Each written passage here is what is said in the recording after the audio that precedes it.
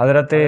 عبداللہ ابن ام مکتوم رضی اللہ تعالیٰ عنہ جو نابینا صحابی ہیں، نبی علیہ السلام کے جلیل القدر صحابہ میں ان کا شمار ہوتا ہے۔ قادسیہ کی لڑائی کے اندر انہوں نے اپنا نام درج کروایا، تو دوسرے صحابہ کرام، کبار صحابہ کرام وہاں پر موجود تھے۔ انہوں نے آ کر سمجھانے کی کوشش کی اور فرمانے لگے کہ دیکھیں، آپ حافظ قرآن ہیں، آپ نے تو پڑھا ہوا ہے قرآن مجید کے اندر اللہ تعالیٰ نے فرمایا لیس علی الاعمى حرج ولا علی الاعرج حرج ولا علی المریض حرج، کوئی نابینا ہے تو اس کو جہاد میں نہ جانے کے اندر کوئی بھی گناہ نہیں ہے، وہ شرکت نہیں کر سکتا، لہٰذا اس کے اوپر کوئی بھی گناہ نہیں ہے۔ تو حضرت عبداللہ ابن ام مکتوم رضی اللہ تعالیٰ عنہ نے فرمایا کہ ٹھیک ہے، میں نے سب کچھ پڑھا ہوا ہے، لیکن مجھے ایک جذبہ ہے، میں وہاں پر تلوار اٹھا کر دشمنوں کا سامنا نہیں کر سکتا، لیکن کم سے کم میری اس جماعت کے اندر شرکت ہو جائے، یہ میرے لیے بھی بہت بڑی سعادت کی بات ہے۔ میں مجاہدین کے ساتھ جاؤں گا، وہاں پر اذانیں دیتا رہوں گا، نمازیں پڑھاتا رہوں گا، یہ میرے لیے بہت ہے۔ تو بہرحال شریک ہو گئے اور میدان کے اندر جب جا کر پہنچی ہے جماعت، تو جماعت کے ساتھ یہ بھی جا کر وہاں پہ پہنچے۔ فجر کی نماز کے بعد، نماز پڑھنے کے بعد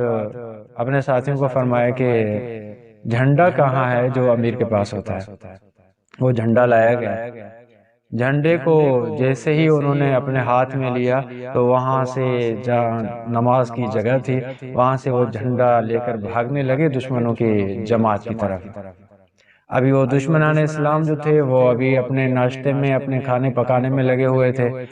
اور یہ نابینا صحابی جھنڈا لے کر اس طرف بھاگے تو دوسرے جو ساتھی تھے انہوں نے دیکھا یہ نابینا ہے، کچھ کر بھی نہیں سکے گا، خام کا ان کے جتھے میں گھس کر اپنا ہی نقصان کر دے گا، اپنی جان گنوا دے گا، اس لیے اس کو پکڑنے کے لیے کافی جو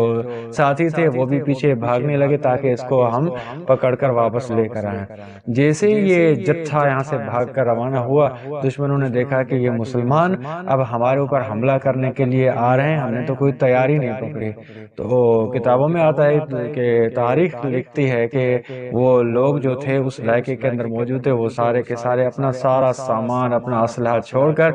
بھاگ کر چلے گئے۔ وہ میدان خالی ہو گیا، پورا علاقہ خالی ہو گیا، بغیر کسی قتال کے، بغیر کسی لڑائی کے مسلمانوں کے ہاتھ میں آ گیا۔